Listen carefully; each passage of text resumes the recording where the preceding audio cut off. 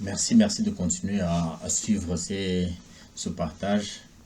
Je sais que c'est long, mais c'est important, c'est très important. Nous sommes en train d'examiner l'homme et la femme en tant que révélation de Dieu, en tant qu'image de Dieu, en tant qu'image du divin. C'est très important pour connaître Dieu. Lorsque nous avons connu Dieu, la Bible dit connaître Dieu, c'est avoir la vie éternelle.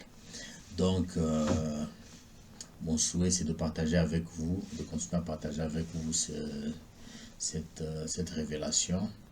Et Père Céleste, je te prie afin que tu nous accordes ta révélation, que tu nous guides dans ta sagesse et que tu nous montres ta voie dans le nom de Jésus-Christ, notre Seigneur.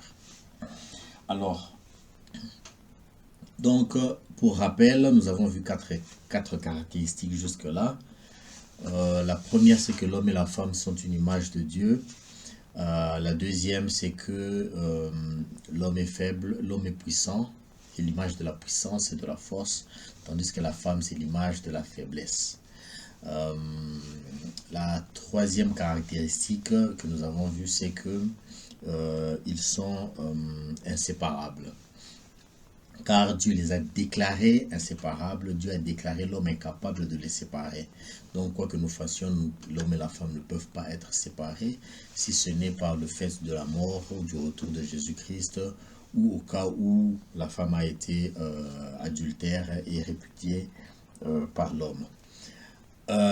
Quatrième caractéristique, nous avons dit qu'ils ont des désirs opposés. L'homme et la femme ont des désirs opposés, mais Dieu a dit que l'homme dominera sur la femme. Ce qui va nous conduire automatiquement à notre partage d'aujourd'hui. Je voudrais parler donc de la question de l'autorité, de l'autorité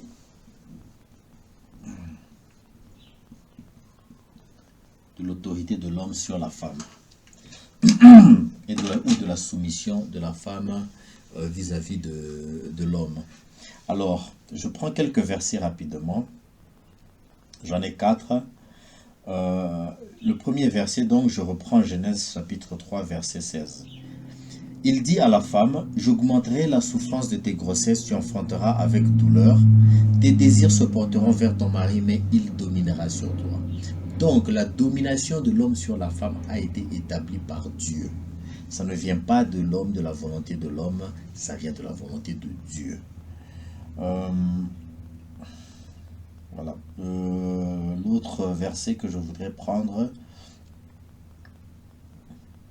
dans 1 Corinthiens, chapitre 11, verset 2, il est écrit, « Je veux cependant, 1 Corinthiens 11, 2, je veux cependant que vous sachiez que Christ est le chef de tout homme et que l'homme est le chef de la femme et que Dieu est le chef de Christ. » Ce chapitre à lui seul mériterait plusieurs heures d'enseignement. Mais je prends juste ce verset parce que c'est vraiment celui qui est qui correspond vraiment au thème de cette vidéo. L'homme est le chef de la femme. Il domine sur la femme, il est son chef. Un autre mot qu'on utilise pour parler du chef, c'est la tête. L'homme est la tête de la femme est le corps. Je prends un autre verset. Dans Galates, chapitre 5, verset 15.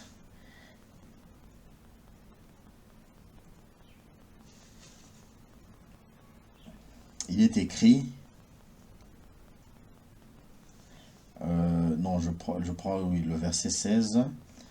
Je dis donc, marchez selon l'esprit et vous n'accomplirez pas les désirs de la chair. Car la chair a des désirs contraires à ceux de l'esprit et l'esprit a des désirs contraires à ceux de la chair. Donc, ça nous ramène au verset.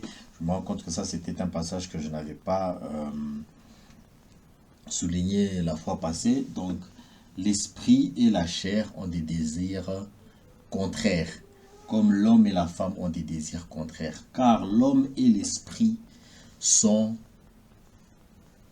une même image de Dieu. La femme et la chair sont une même image de Dieu. L'homme, l'esprit ont des désirs contraires à la femme et la chair. Mais marchez selon l'esprit, marchez selon l'homme. Que l'homme domine, que l'esprit domine sur la chair. Dernier verset.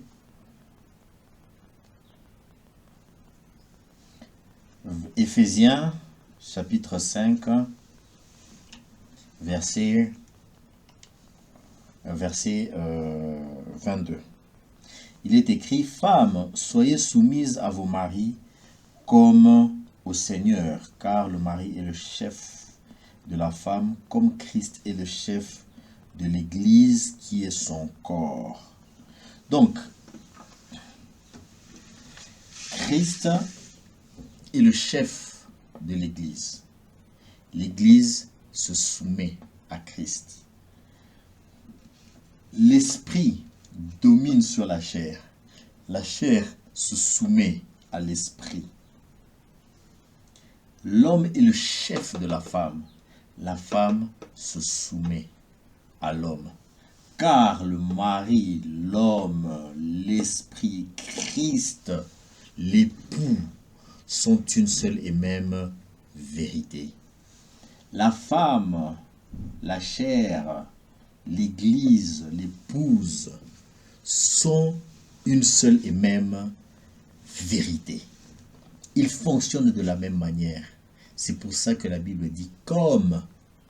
Faites ceci comme. Ça veut dire que vous êtes la même chose. Le puissant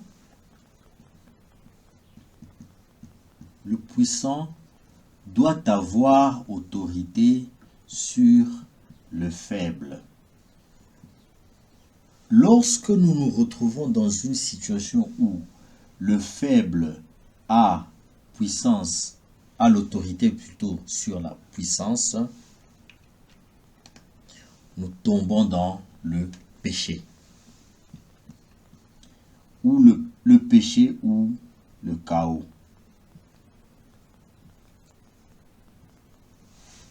Le désordre. Imaginez une situation, imaginez une famille dans laquelle les parents sont soumis aux enfants. À quoi ressemblerait cette famille? Ce serait le chaos total. Imaginez une situation dans laquelle une société, une compagnie, une entreprise dans laquelle le patron est soumis, l'employeur est soumis à ses employés. Le patron est soumis à ses subalternes. Ce serait le chaos. Une société dans laquelle les subalternes font la loi. C'est le chaos. Donc, tout ce qui est du côté noir doit dominer sur le côté faible. C'est ainsi que on échappe au péché ou au chaos. Voilà, ça c'était le 5e aspect que je voulais épingler. Je vais très vite passer à une 6e caractéristique. Donc, 6e caractéristique maintenant. Pourquoi est-ce que Dieu a créé la femelle et le mâle? A créé la femelle. Ok? Quel est le but du femelle? Ça, c'est ce que je vais montrer dans une vidéo prochaine. Celle-ci n'aura duré que 10 minutes. ça ne sera pas 10 minutes de perdu dans le nom de notre Seigneur Jésus-Christ. Merci.